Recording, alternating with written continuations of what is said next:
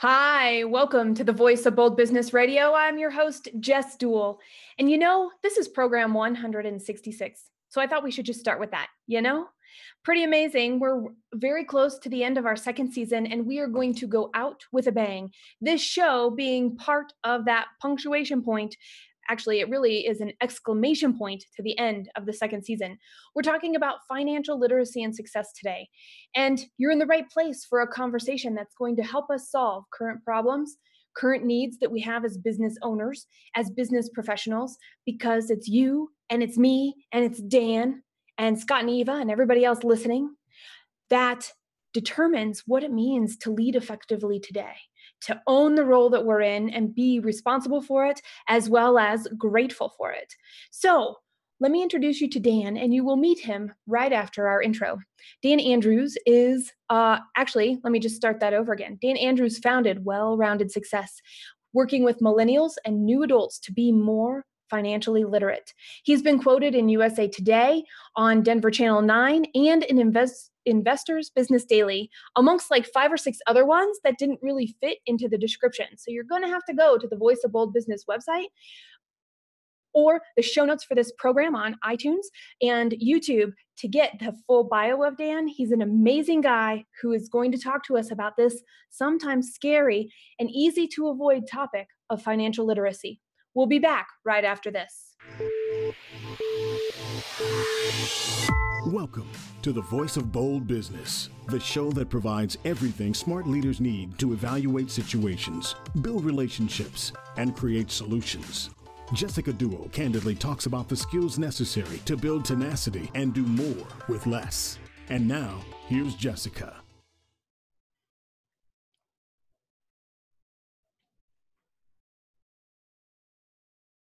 Okay, Dan, welcome to the Voice of Bold Business Radio. How are you this morning in Denver? Doing good. I'm actually based in Fort Collins these days. Oh, how funny. I know. So I'm out of the Denver concrete jungle and traffic. But yeah, things are going great. Thanks for having me on. I appreciate your hard work and happy to be a part of it. I can't believe, because I was calling you Greater Denver Metro. You're not. Fort Collins is its own place in Denver, outside of Denver. You're right, though, about that concrete jungle. Have you heard the statistic that, or this idea of what they're concrete deserts, that they are creating desert-like conditions and increasing the overall heat of an area and the atmosphere because of the fact there's so much concrete reflecting the sun all the time? That's amazing. I mean, I saw, going on a tangent for a quick little bit, there was Planet Earth 2, and they actually did a segment about cities, about all the animals that live in the cities, and how some of the birds within cities actually use that concrete heat to use for their advantage when doing hunting. So obviously this is a personal finance kind of subject, but hopefully there's some animal enthusiasts out there that might want to check out that Planet Earth 2.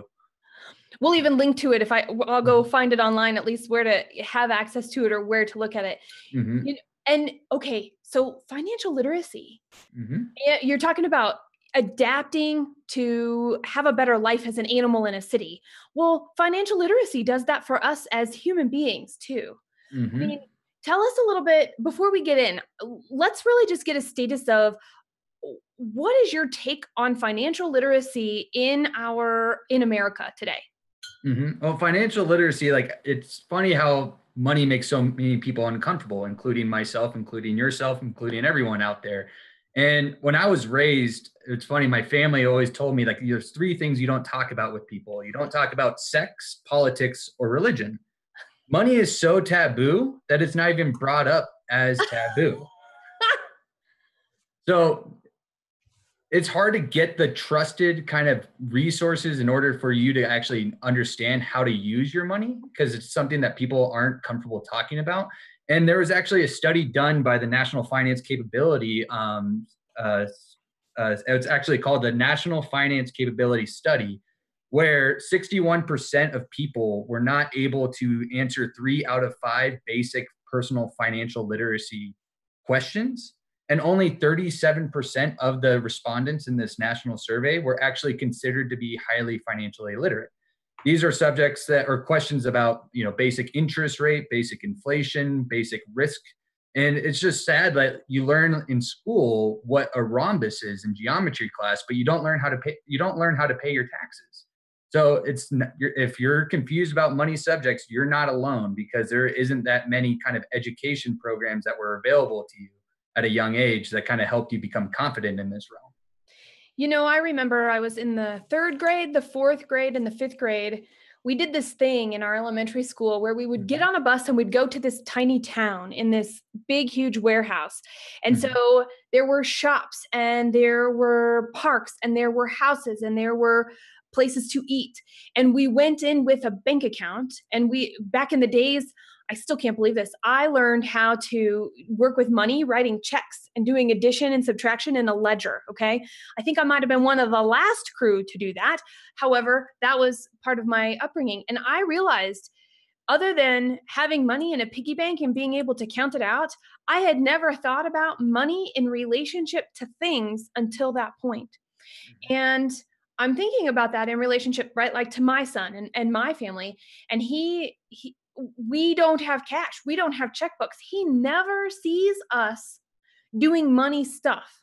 And he thinks when we're on the computer, all we're doing is working or watching movies or playing games, because when he's on his iPad, that's what he does. But it's interesting. So now we're even one more step removed from that time in this next generation of 1st and 2nd and 3rd graders that are out there. So it's interesting that you talk about it. Did you go to a place where you got to write checks and make money and spend that money and see that cycle of commerce a little bit? Or did you have something different, or nothing at all even? When I was growing up, pretty much nothing at all. I mean, the only thing that I really recall from like my school was how to balance a checkbook. And it's sad because that education right there was really important at the time, but checks are a little bit of an outdated ways of commerce, where online banking kind of does the checkbook for you now. And money is a lot more than just pluses and minuses in a bank account. There are a lot of psychology aspects when it comes to money. There are a lot of saving strategies, and it's just complicated. Richard Thaler, who's a behavioral finance economist, he just won the Nobel Prize this last year. He's big in the kind of the human element of personal finance. And he has a great saying. It's like, we're not saying that that people are dumb when it comes to money. We're saying that the world is hard. And I just think that's a great way to look at it, is that even if it's hard, you're not alone. It's just like the systems are pretty designed to confuse you, and then obviously make it so that people can get taken advantage of, but you can also make great decisions as well. And when it comes to money, it's already taboo. It doesn't even make the things that you don't talk about. You were talking about that already. So it's already over here by itself. We don't have classes for it. We don't retain it because it's not made. And then we make crazy mistakes. I'm trying to think. Thankfully, I never made too big of a business mistake. In terms of, you have employees, you have money coming in, you got to be able to make payroll. You're thinking about, how do we grow so we can keep the employees we have, because we're starting to see sales slow down. All those things, that adds pressure. It adds pressure to what we're doing. Now, I did make a dumb mistake as a young new adult one time when online banking first came out. And have I told you this story, Dan? Please tell. Please tell. Oh, are you ready for this? Because if you have one, I think it's important, because then we can laugh about it. So people realize they are not alone in some of the silly things that can happen. We had just gotten online banking. We had just purchased our first house, and we just had all the bills taken care of, right? We had been renting before. And so sometimes when you live in an apartment, they take care of some of that stuff, and it just is included in that lump sum you get. And so we had all these extra bills, and I was like, oh, look, here's a trash bill. Let me go online and I'll just pay this trash bill. It was $40 for the quarter or something like that. And so I go in onto the online banking and I type in 40, and it goes, you can't put in 40. You need to put in the whole amount. And so I put in 4000 and I hit enter, and it paid the trash people $4,000 instead of $40, because it didn't ask me, do you really want to pay the trash people $4,000? Two, it didn't say put the decimal point in. It just said put in the whole number. So I'm like, I'll just put in the whole number. unbeknownst to me, everything is bouncing. We're not quite sure how to get it back. The trash people, the company had never had anybody do this before. And it took us almost over 6 months. It was almost 7 months for us to get the $3,940 or $960 back. Mm-hmm. That was a really tough 7 months. I know. Because you're starting out, you're living paycheck to paycheck. Well, I don't know if everybody does when they're in their, when they're in their early 20s, but we were. And so Ryan and I had a quick conversation and I said, I'm done. And he goes, that's fine. I don't want this mistake again. I'll take it. And that was the last time to this day, 18 years ago, that I paid a bill online. Outside of my business, not from my house. So I do all my own business stuff, right, with my accountant and the people that advise me in that area. But at home, I'm out. I'm like, nope. And it was that big fear that I was like, okay, I don't want that kind of failure. That was way too much pressure. Look what just happened. Have you ever had an experience like that? Financial mistakes? Oh, of course. I mean, even before I was a certified financial planner, and then after I was a certified financial planner. Before I was a certified financial planner, like I didn't really understand like kind of the whole 401k world, the IRA world. And I was leaving a job and I had some credit card debt that I really wanted to pay off. And so I was like, oh, I have this 401k money. Why don't I just cash that out and then pay off the credit card bill? But then that is like the biggest no-no when it comes to certified financial planners, because you have to pay an extra 10% to 15% penalty on the money that you take out, including taxes, adding that money to your taxable income. So that was a big mistake I made right there because I didn't know any better. I was just like, I need to pay off this credit card bill. Why don't I just use this money because I just don't have another income right now? So that was a mistake I made, but that was before I had the financial knowledge. But I think it's more fun to talk about the mistakes I made after I knew better as a financial planner. Oh, this is great. Bring it. As you can probably see, I have a bunch of little things in my office. I'm a fan of the pop culture world, and Comic-Con was coming out in Denver, and I was excited to buy tickets. And in my excitement, I didn't really go shop for prices and make sure I pressed on the right link to buy Comic-Con tickets when I got charged probably 2 to 3 times what the Comic-Con tickets were, just because I was in my excitement of going to purchase these tickets versus going to the Comic-Con website where I would have just bought them for regular face value price. So obviously that was like a little bit of a bitter pill to swallow, but it is kind of just a good reminder that don't act on impulse when it comes to putting your credit card in things, as well as when you notice yourself getting excited, kind of take a step back and then actually kind of have a mantra of some sort, being like, hey, do I need to purchase this right now or can I wait an hour? And then it gives you that kind of time to like make a good decision when it comes to money. Even small amounts of money is what I'm hearing you say. And when we do it with the small amounts of money, it makes it much easier to catch ourselves. Well, that was another crazy thing I did. I don't know. I'm not going to share that one on the show. Okay. But like you, impulse buyer, sometimes you lose. And I think we can all relate to having been there, Dan.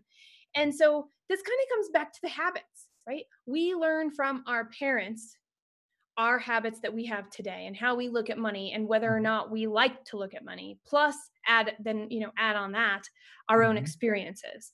And so what are some good money habits that you see passed from generation to generation?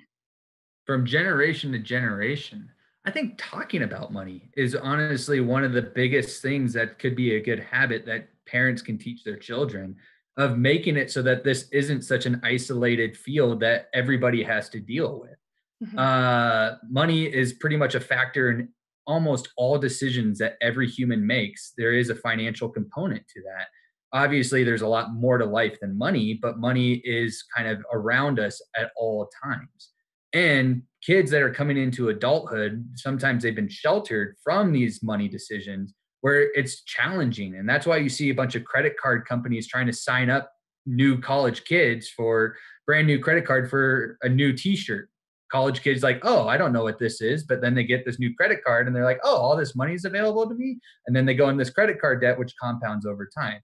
Simple conversations of parents having those conversations with their kids before they go to college, being like, here's how credit works. Here's what credit cards are trying to get out of you. then they can actually go to that college campus and know better when it comes to the kind of the promotions that are available out there. So obviously money is challenging, and like kind of maybe going through a structured exercise versus just winging it about having money conversations with your kids, I think is helpful. I created one. There's also a person out there named Courtney Pullen, and he's awesome at kind of facilitating money conversations of multiple generations so that families can come together and then also be open, vulnerable, and transparent when it comes to the money decisions that every generation is dealing with. And even in their differences, there's a lot of the same stuff. And what's unknown from one generation tends to be unknown to the other when those conversations don't happen. Mm-hmm. And I'm even thinking in organizations. We have a lot of young executives out there that are in startup, and they may or may not have had those types of conversations with their parents. I was one of those. And my experience with money was observing my mom and dad, right? Mm-hmm. Mm-hmm. And so we make a point to do the same thing because we learn so much from observing. And in fact, and then we'll get to the transparency part in business, I think, in a second. But, Mm-hmm. I had one parent who was we never have enough money, but we need to spend this, so debt's okay. And then I had another parent that was like, we're going to save money to be able to spend that money. And I'll probably put a little into us to save a little farther out. Mm-hmm. Right. And so somehow I ended up with a combination of both of them in me. I like to spend money. However, I recognize that I got to have some money before I can spend some money. Mm-hmm. And what's interesting about that now, okay, before I go into what's interesting, did you have similar personas modeled to you, or were your models different about approaches to money? Oh, approaches to money. Yes. I mean, my dad was a great role model of going out there, being responsible with money and like how to kind of earn it in a very like ethically responsible way.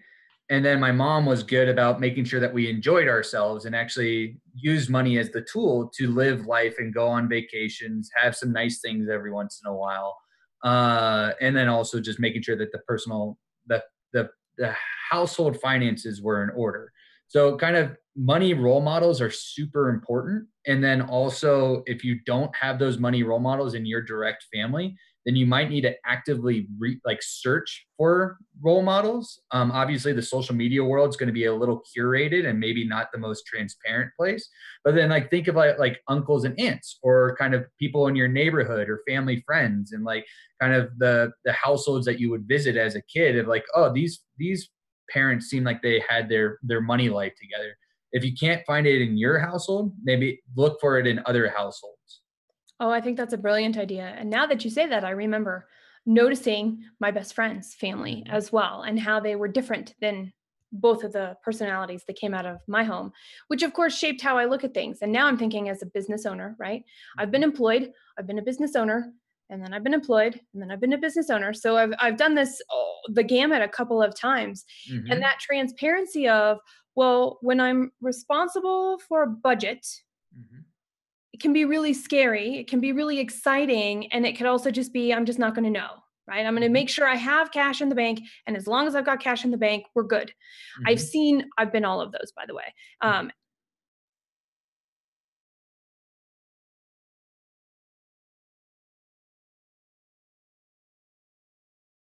Now, then leveraging money, add layers and more people involved. You have somebody that's responsible for part of a budget, and then it turns around. And then there are these people in these other departments that now have a piece of that rolls up into this big picture. And then you have more people that are like, well, this is what I need. This is what we want. This is what we're planning. Here's how we do it. And so then somebody else can go, here are the sales we have. Here are the sales we expect. And here's what we can actually do. And then it kind of all rolls together. So there are more people in the process in an organization, which is why I say it the way that I say it. How do our issues or the taboos around money show up in organizations in your experience? Well, I actually think it's funny that people are so much more excited to talk about money in organizations.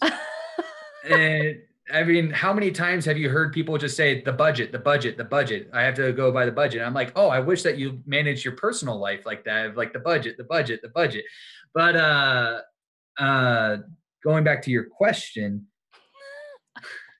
That's good. yeah, the kind of just understanding the big picture of things and really trying to understand what your role is in the entire kind of organizational intentions and objectives when it comes to their financial health is important. Like I act as a mentor I went to University of Denver, and for college graduates that are in their senior year.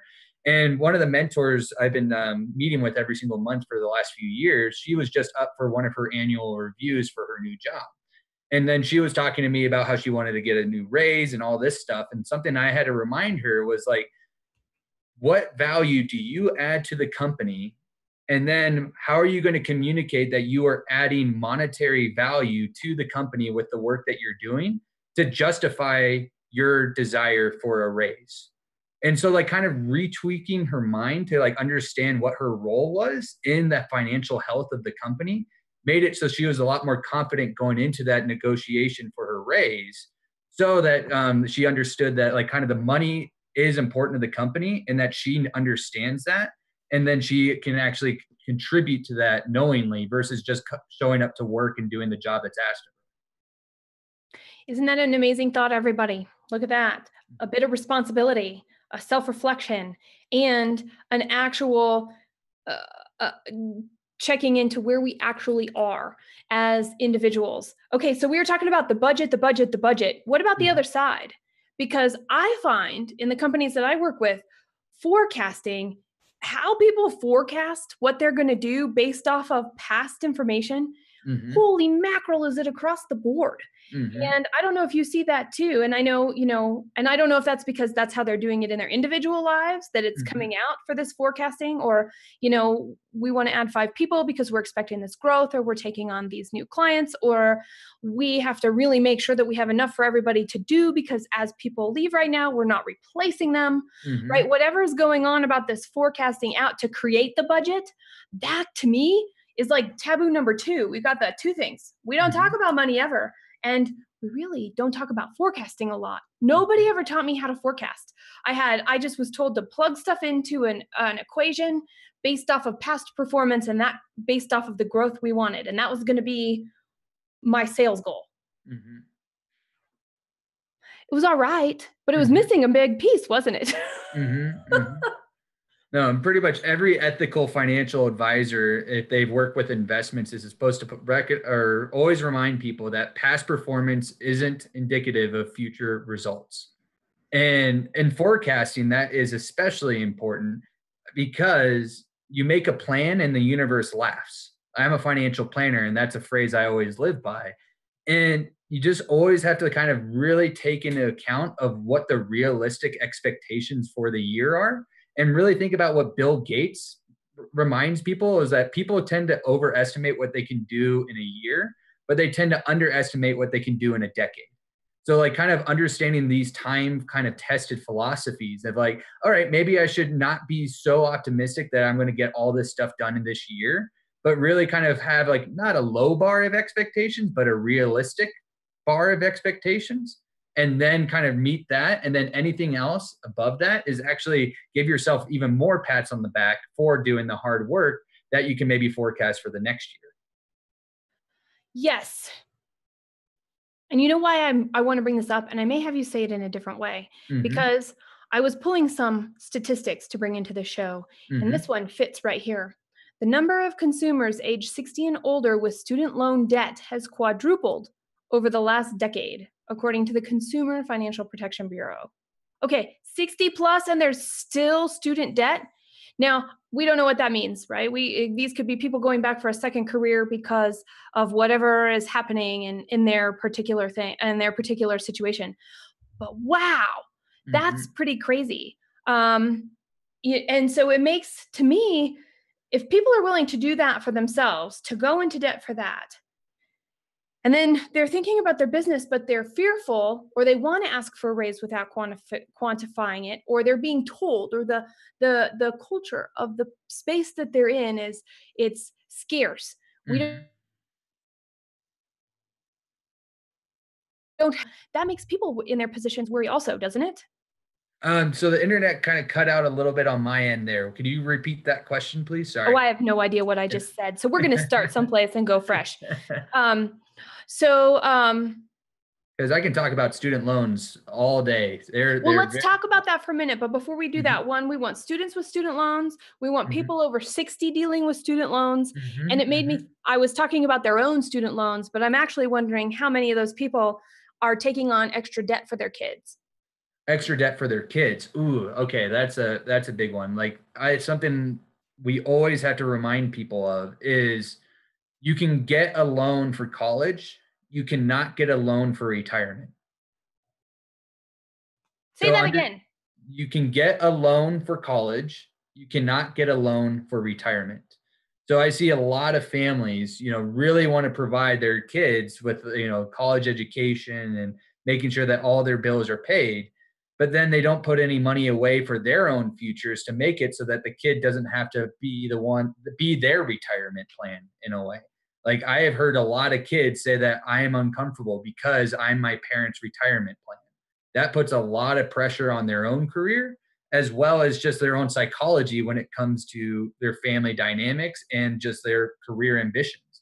So, lots of families really need to kind of take care of themselves first, like using that oxygen mask analogy, before they can help others. And sometimes that means, letting your kid kind of deal with the financial responsibility of paying back student loans so that they can understand how money works, how loans work, how credit works. And student loans are actually pretty amazing that they don't compound as fast as credit cards.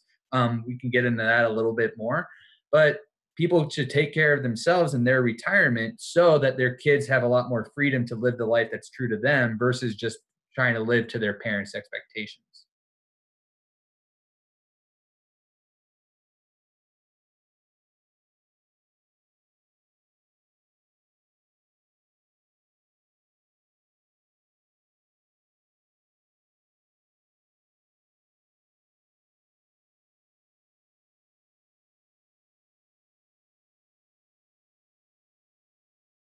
Mhm, mhm,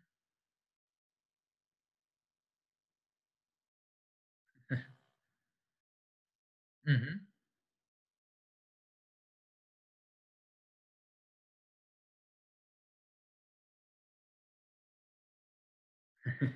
Compound interest is what every financial planner really nerds out about, and we wish that the entire world nerded out about it. I mean, Albert Einstein is said to have quoted that compound interest is one of the most magnificent mathematical formulas that ever existed, and it just means that you get interest on your interest, so that anytime that you put money away, you get compound interest on whatever it was that you gained interest on last year. So it can really balloon really quick if you just let it grow in the background over time. But I always like to encourage people to think about compound interest in other areas of their lives as well. So, like, compound skills, for example, compound knowledge. Like, you can't go and start performing open heart surgery if you haven't done the basics and just learned anatomy 101. So, like, kind of how are you applying that theory of compound interest of gaining skills over time so that you can actually understand what you need to do now so you can understand more sophisticated subjects and gain new skills later so that you can live the life true to you versus what others versus just being in the status quo.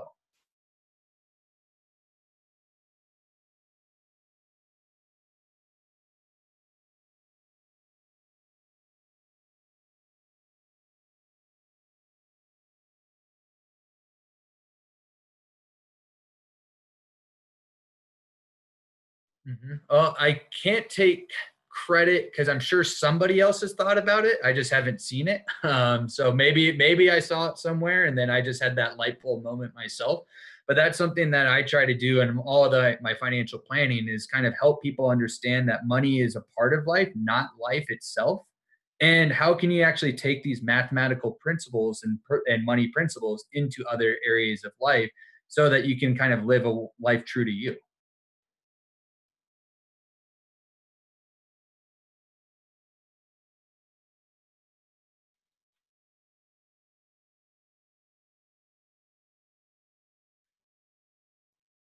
Mhm.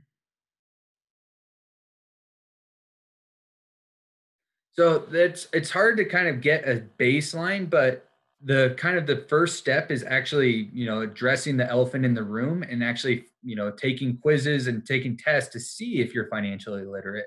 I know that FINRA.org, which is a financial regulatory authority, they have a quiz on their website, you can actually type in the National Financial Capability Study, where they'll give you a 6-question quiz to see how you respond in these kind of questions about compound interest, about credit card interest, about kind of investing principles. And it's only a 6-question quiz. And then it'll let you see how your current financial literacy kind of level is compared to your state's average as well as the national average.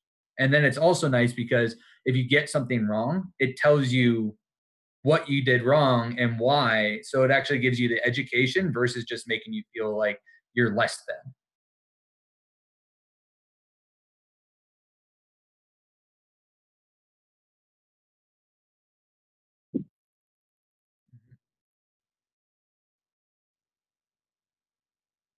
Mhm.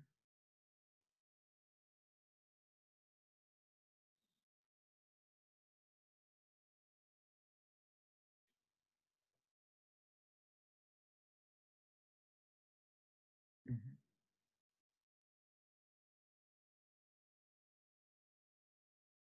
Okay. Well, that's a 5-hour discussion right there in that aspect.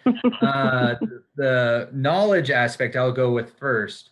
And I kind of, liken some exercises you can do to like kind of a blood test that you would get at your doctor's to kind of see how your health is. And these are kind of the two basic documents which a lot of business owners that are listening might understand and recognize is the profit and loss statement. So like your internal statement of cash flow. And the biggest kind of thing to make sure is your income outnumbering your expenses. That's kind of like your first kind of baseline to see how you're doing. And then the second is just understanding what your cash flow looks like. And sometimes that just means addressing the elephant in the room and visualizing your spending and actually going in and actually taking kind of an analysis approach. And then the second one is your financial net worth, which is likened to your balance sheet, and just understanding like how your assets really compare to your loans and liabilities, and subtracting your liabilities from your assets. And then that number right there is your financial net worth.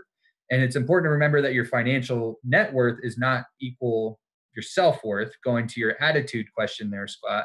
So just those kind of two basic business documents that you can do in your own personal financial household are a good kind of gauge to see what your financial health is. Brilliant. Awesome. We have that backup stuff. So I got to listen to a little bit on the phone while we were Mhm. trying to figure out. Actually, really, there was no figuring out. There was just waiting Uh-huh. for this to be back. The wonderful world of our technology sometimes. Actually, Mhm. when it happens, Dan? It happens when I'm super excited. Uh-huh. All the technology, it doesn't matter what it is in my office, goes haywire. Mhm. And so that said, look how excited you've made me. We caused an internet disruption on my side. Yeah. Let's hope it stays right here and doesn't come all the way to Fort Collins. Mhm. And Mhm. I thought it was interesting your comments about net worth versus self-worth. So what happens when those numbers are small or they're red even, Mhm. and we start to think that we can't do it? How do we like change our mindset to make sure that our self-worth is not affected with money, because money's only one part of what defines us, if at all. And I'm part of this exercise program called Tribe, and it's like kind of a community kind of workout. Like I don't like lifting weights, and so like they actually force me to lift weights. It's kind of like a CrossFit light. And something I always have to remind myself when I'm around these other people who are just killing it is every workout is an individual exercise. Just like everybody's personal financial household is an individual kind of problem and issue to deal with. So don't compare yourself to others and keeping up with the Joneses and other kind of networks. And there are a lot of kind of self-reflection and self-awareness that you need to do in order to kind of make sure that you're spending money and living money or having your money life actually reflect your own values. so that you can not get caught up with what other people are doing with their money and not getting compared to like the Instagram stories of people in Hawaii, but that you are really comfortable and confident that you are positioning your money towards the life that you want to live. So, So we all work with these people. We mhm, all might even have some of them in our families. mhm, I don't have any money. We have all this debt. We can't do anything.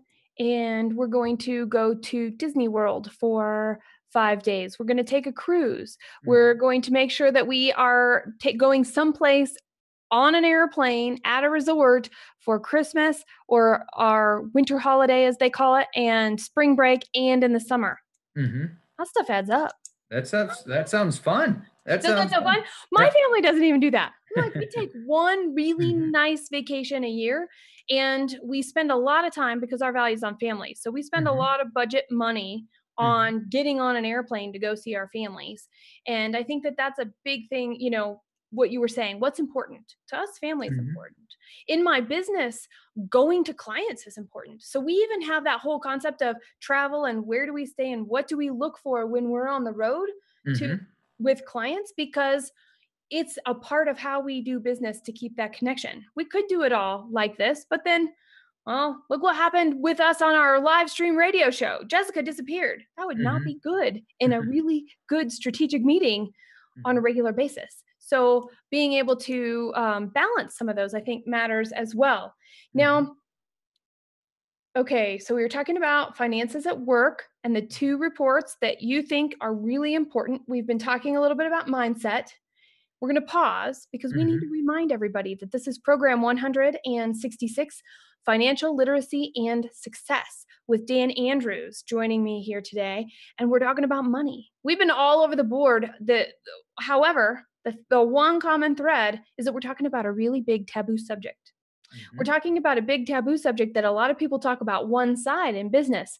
Once the budget's made, let's stick to budget. mhm, But the other side, the planning, the thought process also comes into that as well. So I'm thinking about this need to continue to learn. If it's taboo and nobody really wants to talk about it, and we're already going out of our way to learn from people that have a different role model and an approach that we want to learn, right? We're mhm. continuously learning as we do, lifelong learners here.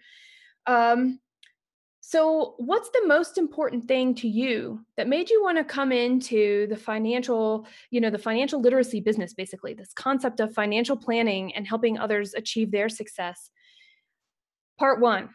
Mhm. Part two is what keeps your desire to continue to learn and work with people in this capacity growing and Mhm. going? So what brought me in and then what keeps me going? Yes. So, okay. So what brought me in was kind of I was lost, and I'm a recovering hospitality professional, where I was working 70-hour work weeks for 30-hour pay. And it's funny, like as I started my business, I was working 90-hour work weeks for like 10-hour pay. But that's not important. But I was burnt out of hospitality, and I didn't know what I wanted to do. And so actually my family's personal financial advisor called me and just said, "Hey, are you interested in our industry?" And I'm like, "I don't know anything and I don't golf. Like, how am I going to get clients if I don't golf?" That's a Uh, funny association. and he was just like, "You don't need to golf, and we can teach you the money part, but obviously you have that hospitality side to you, and we just take care of people in a very different way." And I was like, "Oh, tell me more." And so then I worked with him for a few years, and he was a great boss, and I really enjoyed working with him. But then I understood that kind of the business that I wanted to grow wasn't possible under his infrastructure that he created. So then I decided to launch my own company, Well Rounded Success, where kind of focus on helping new adults with all these financial subjects of understanding what it all is and how to actually be educated and then be confident in decisions moving forward. So that's like kind of what brought me into the business was like I didn't know what to do, and luckily my family's financial advisor did call me. But then after learning about it and becoming a certified financial planner, I felt like kind of an obligation to help the people that came behind me so that they can feel confident and comfortable when it comes to money decisions. Has your So your relationship with money has changed, right? Oh, As absolutely. an individual, and then as you know, as you've entered adulthood, and then also as you've established and changed and continue to grow business. So, what's your biggest takeaway from that journey? Intentionality matters. And just like I want to live my life intentionally and live the life that I want to live, I have to kind of use that same mentality when it comes to my spending and savings. Like being intentional is probably the biggest takeaway I got from just learning about personal finances. Of we're in a consumer culture right now. Like your phone, if you download the Amazon app, there's a one-click shop option, so that we're trying to become, or the companies are trying to make us more consumers and kind of impulse buying, one, like, just crazy. And you just need to take a step back and like have that intentionality when it comes to your money life. And then obviously, hopefully you have that intentionality with your personal life in the same way, professional life. All of it is like kind of you making the decisions for you versus just getting caught up in whatever the routine is. And then 10 years goes down the road and you're like, what the heck just happened the last 10 Oh, we were just having a conversation like that about labels, though, right? I am this or I am that. And how sometimes a label could indicate freedom and self control. What can we control about the outcome on our own? Can we do what it takes? Will we do what it takes? And other ways that we might label ourselves that give away years? that control, and they put that almost blind faith into something outside of them.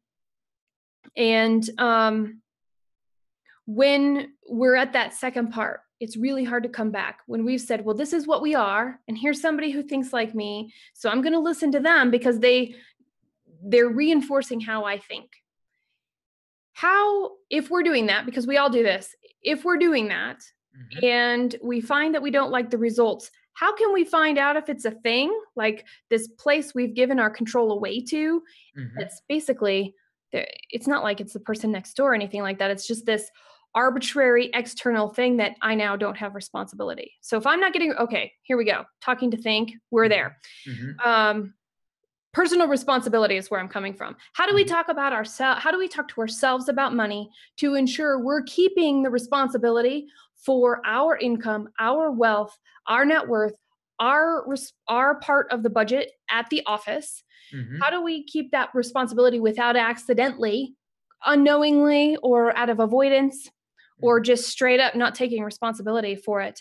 Um, how do we catch ourselves in that and ensure we keep that personal responsibility?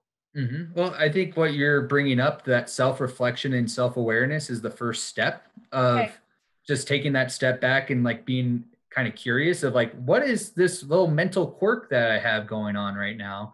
And then obviously we're in the golden age of content. And so you can actually find a lot of people who nerd out about whatever that quirk is. In our personal finance industry, there's a professor, Dr. Brad Klontz, Klontz, and he is great in kind of the psychology with money. And he actually wrote a great book called Mind Over Money, and it's all about the common money disorders people have. So like it kind of goes into money avoidance of like, say for example, you just received a life insurance payout from your father who passed away recently. There's a lot of guilt that's attached to that money. So obviously there's going to be some kind of mental quirks that go into how to deal with that money. And so like that's what kind of Klontz analyzes, is these common money psychological traps that people deal with, and then actually provide solutions. Um, so going back to your question, that self-awareness and then kind of being curious of what is going on in your mind, and then actually doing something with that curiosity to learn more. And but this is also a crucial part. You have to find people who are willing to teach you in a very ethical, transparent, fee only way. Or I subscribe to the fee only model, but there's other business models out there, because there's a lot of predatory financial advisors out there who will kind of take advantage of people. So you always want to make sure that you're doing things for you versus in the best interest of the person that's selling you something.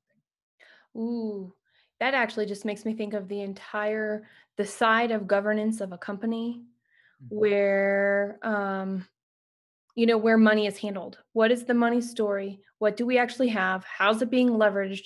When and where is it coming in? How much are we still waiting on? How much do we actually have? And there are so many moving pieces that it's easy to overlook any one of them. And if money is not our strength, and sometimes if money is our strength, are we doing good in owning that responsibility? If I were to take what you were saying and think about it in terms of an organization, that's interesting. That's interesting. I've been in a couple of situations where there's been embezzlement and there's been just mishandled misuse of money, right? People paying things that were basically being gouged. Prices went up. Nobody actually was taking a closer look. All this extra money was paid. Now what? And so there's a diligence around this. And most people like to come up with ideas. They like to implement new ideas and they like to see results and feel good about it. Some of what we're talking about today can be that way when we put the lens on it of, am I doing the best I can do for me in my role? And finding that. Being diligent means, oh, no, we don't have a mistake to correct because we are looking. Ha-ha, right? And I don't know what your experience is in that capacity, but bringing up this concept of, unfortunately, not everybody is good. And that is and that actually, I think, makes people even more afraid. Well, financial advisors don't have the best reputation for a reason, but there are a lot of good financial advisors and financial planners out there. Yeah. I would like to kind of communicate to your audience of how to find good financial planners. Love it. Do it. What questions to ask. So, how do you get paid? That is not a dirty question in my industry. Make sure that you ask every financial professional that you ever come across of like saying, please break down how you get paid for the services that you and your team are providing. If it's very easy to understand, then that's a good thing. If they start going into all these kind of bells and whistles and like all this thing, just make sure that that is not how all financial planners are established, where some of them are fee only. So you can go to like napfa.org, napfa.org to find fee only financial planners that are in your area.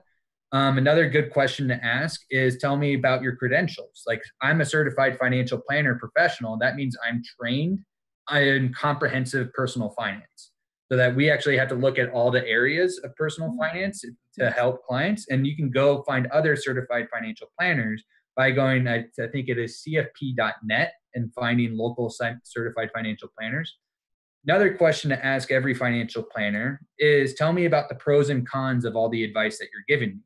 They're supposed to be giving you kind of options versus just trying to steer you to one product that's going to give them a high commission. So if they say, like, here are the pros and cons of option A, pros and cons of option B, pros and cons of option C, then you feel a lot more informed as the person that is going to be benefiting you.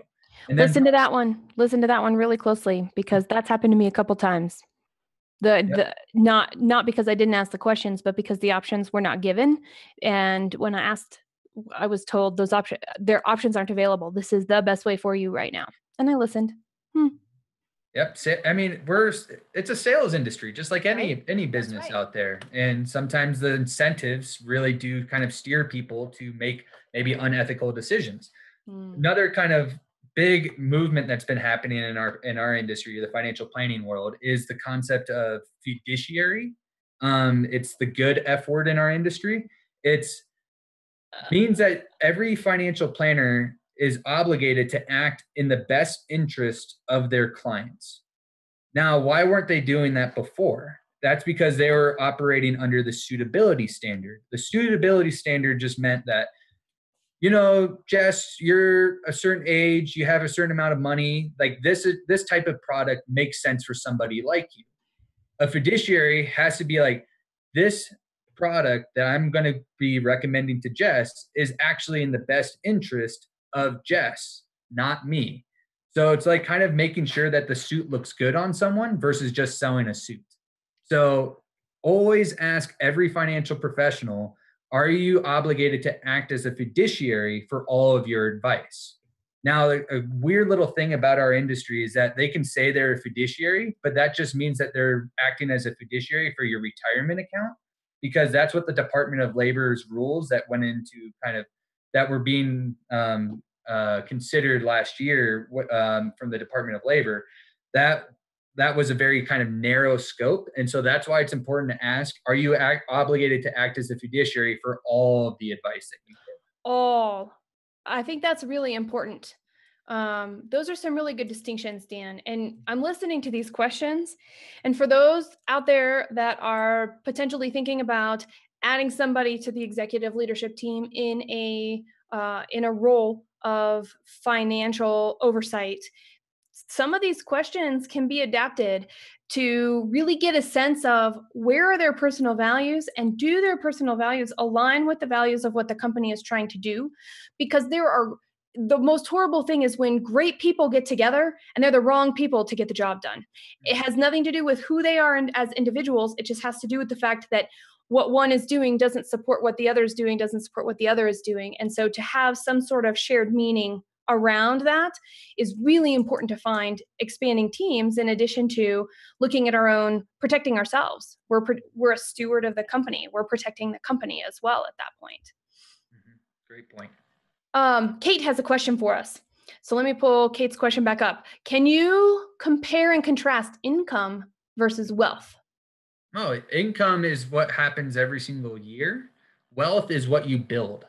So wealth is kind of what is reflected on your financial net worth statement of assets minus liabilities. So what you own minus what you owe. And then income is like your statement of cash flow, your budget, just like kind of your company budget is how you actually handle that income every single year. So the challenge is how do you actually leverage that income to build wealth over time by accumulating more things that you own. So like real estate, businesses, investment accounts, savings accounts, checking accounts, like actually tangible things that you can eventually sell, which is stuff that's going to improve your overall wealth. Now, how about this one? For people who already have confidence in their financial acumen, right? We have some people that are going to be like, oh yeah, I know all this. I already employ all of this. I got this. There's always more to learn. So for those people, what would you recommend as a next step to do that self-reflection and that check-in and be a benefit to them going forward? So I'm a certified financial planner, and I have my own certified financial planner. Cool. Blind spots and also weaknesses. Like kind of the weakest part of my financial planning style is the tax realm. Like I don't like taxes. So I hired a financial planner who nerds out about taxes because it's just stuff that he's nerding out about, where I really nerd out about personal or behavioral finance. So kind of getting that third party opinion. And if you go to that NAPFA website, as well as there's also xyplanningnetwork.com, where it's a bunch of fee-only financial planners. There's a lot of people that will kind of be a one-time analyzer of your financial health to actually help you recognize your own blind spots and then make you even more confident because you had somebody kind of give you the validation that you're doing a lot of things well, and then gave you kind of recommendations on how to improve the weaknesses. So even though you're confident, great, but then there still gets a kind of a third-party opinion, just like a health checkup every once in a while. And you can pay somebody a flat fee for that versus like transferring all your money over to someone to manage. That's not how all financial planners work. And we can think about confidence. We can think about our relationship to money and our actual financial literacy and directly look at how it impacts our confidence. How does it make us feel inside? And we've talked a bit about that. How do we make sure we keep our mindset in place? How do we make sure that we separate ourselves from some of these decisions has been woven into the conversation right now. One of the biggest takeaways that I have from our conversation is that our values matter. What's important to us is how we're going to prioritize what's important to us. That's it. And so when we take the time to bring in money issues once in a while, and I look at that, I even said issues. Now you know really how I feel about it, and the opportunity of evaluating what's real and what's possible allows us to avoid so many pitfalls in whatever hat we're wearing in our life. And I really would love to hear from you about what What are a couple of resources that you use to stay current and up to date? Like, where do you go to geek out about the behavioral part of money management? Oh, that's awesome. I mean, I can talk all day about that. Richard Thaler. Richard Thaler, he's a great author. He's the gentleman who just won the Nobel Prize recently for discovering that there are humans inside the economy. That's what he got his Nobel Prize for. So he wrote two great books. One is called Nudge, and then another is called Misbehaving. Those are worthwhile to check out. Other behavioral finance kind of thought leaders is George Kinder, Kinder. He has some great books like The 7 Stages of Money Maturity, which is a great resource to kind of understand where you are on that level. Then there's also Money Quotient. That they have a lot of great research, data, and evidence about kind of the values being aligned with money. And so there's like a new field that's actually coming out of financial planning called financial life planning, of these people that are trained to actually help clients and the public position their money to reflect their values through financial life planning. So like if you start kind of Googling financial life planning, there's going to be some awesome rabbit holes that you can kind of discover yourself. And then, but George Kinder, Money Quotient, and Richard Thaler are kind of the best places to go as you're starting this behavioral finance kind of route. Now, for everybody out there, you probably are thinking about financial literacy and success in relationship to businesses. You know, how do I leverage, or how do I go get money, or how do I get that next loan, or how do we use what we already have and make our impact greater? And that's not what we talked about today. However, everything we talked about today makes those things more possible. And that's why I wanted to have this particular program, because it's so important to take a look at where we are as an individual and where we are solid or not, and be able to move forward with the least amount of blinders or blind spots possible. I love that you brought up blind spots, Dan. So what makes it bold? What makes it bold for becoming financial literate today? Well, money is a 21st century survival skill. Everything we do has some money attached to it. And so you either learn it and learn how to navigate and survive and thrive, or you just let kind of blind spots take over. And then you have to deal with things that compounded over time without you knowing, like credit card debt, that you're going to have to eventually kind of pivot your entire life to handle. So either kind of address it or kind of put your blinders on and then hope for the best. But I subscribe to I'd rather be proactive versus reactive. As does the entire Voice of Bold Business Radio audience, which is why you are here today, Dan. Thank you for being on the show. Everybody listening, you can find all of the program notes at voiceofboldbusiness.com/P166. That's voiceofboldbusiness.com/P166. And you can also search the site for Dan Andrews or Financial Literacy and Success. I'm telling you, the conversations that we're having here with hashtag VBB Radio are incredibly important on what it means to be a leader today. Times change faster than we can keep up. The things that we are doing don't have to take us by surprise, and we don't have to go as fast as change. We just have to be, using Dan's word, being intentional and having intentionality to move forward one step at a time. So keep this conversation going. Online, hashtag VBB Radio, comment, share, make sure somebody who needs this information gets it in their hands, because that's what this program is all about. Share your story using the hashtag. Also, send us an email to radio@reddirection.com. You can get all of the information in all of our past shows as well by subscribing to this program. By the way, give Dan 5 stars. He did great today. And so make sure, whether it's iTunes, whether it's Stitcher, whether it's YouTube, give us a rating. Make sure people know that you're liking this information so others looking for it can find it as well. What it comes down to is that financial literacy and success are intertwined. Subscribe at thevoiceofboldbusiness.com and get more information, program notes, and past episodes. Bold leaders approach each situation and focus on action to achieve a higher level of leadership. Jessica Dewell, your business advocate, is the host of the Voice of Bold Business Radio. Thank you for joining us.